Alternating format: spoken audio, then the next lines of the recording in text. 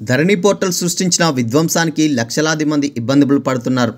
భూ సమస్యల పరిష్కారానికి కేసీఆర్ ప్రభుత్వం అమల్లోకి తీసుకొచ్చిన ఆర్ఓఆర్ యాక్ట్ 2020 అడ్డంకిగా మారింది.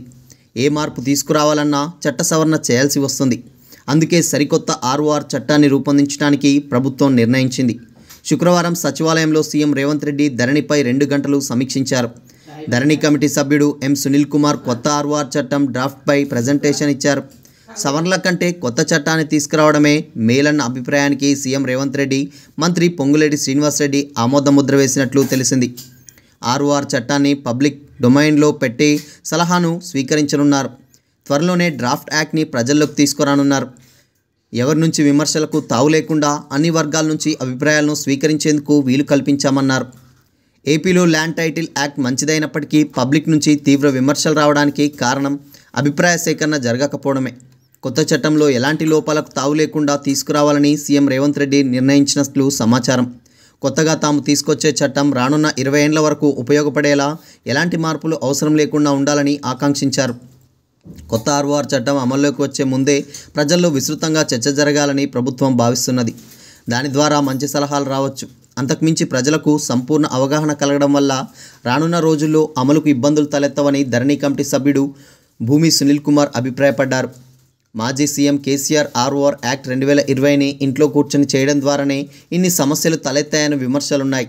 ధరణి పోర్టల్ ద్వారా అధికారులను ఎవరికి ఎందుకు ఏ చట్ట ప్రకారం కట్టబెట్టారో అంతు చిక్కని ప్రశ్నగా మిగిలింది. అందుకే కొత్త సమస్యలు ఉత్పన్నం కాకుండా ముందస్తు చర్యలు తీసుకుంటున్నారు. అన్ని పార్టీలు, వర్గాలు నిపుణుల సలహాలను స్వీకరించడానికి ఏర్పాట్లు చేస్తున్నది. డ్రాఫ్ట్ ఆర్ఓఆర్ యాక్ట్పై ఎలాంటి సూచనలు ఇచ్చినా స్వీకరించి చర్చించి నిర్ణయం తీసుకోవాలని ప్రభుత్వం నిర్ణయించింది. సాదా బైనాలకు పైన అరగంట వరకు చర్చ జరిపి 4 ఏళ్ల నుంచి పెండింగ్లో ఉన్న 9 లక్షల దరఖాస్తులు స్వీకరించడానికి అవసరమైన చర్యలపై సీఎం రేవంత్ రెడ్డి సమీక్షంలో 30 నిమిషాల పాటు చర్చించారు. సాదా బైనాల క్రమబద్ధీకరణపై ధరణి కమిటీ సభ్యుడు రేమండ్ పీటర్ మరోసారి అభ్యంతరం వ్యక్తం చేశారు. అయితే పెండింగ్లో ఉన్న దరఖాస్తుల పరిష్కారానికి ఏదో ఒక మార్గం చూపించాల్సిందేనని సీఎంకు మిగతా సభ్యులు, అధికారులు కోరారు. ఆర్ఓఆర్ 2020 రాజ్యాంగం కల్పించిన హక్కులను భంగం కలిగించింది. ఇందులో రికార్డుల సవరణకు అవకాశమే లేదు. గ్రీవెన్స్ అప్పీల్ మెకానిజం లేనే లేదు. సామాన్యుడు ప్రతి చిన్నదానికి సివిల్ కోర్టుకే వెళ్లాలనుకోవడం సమసంజసం కాదు.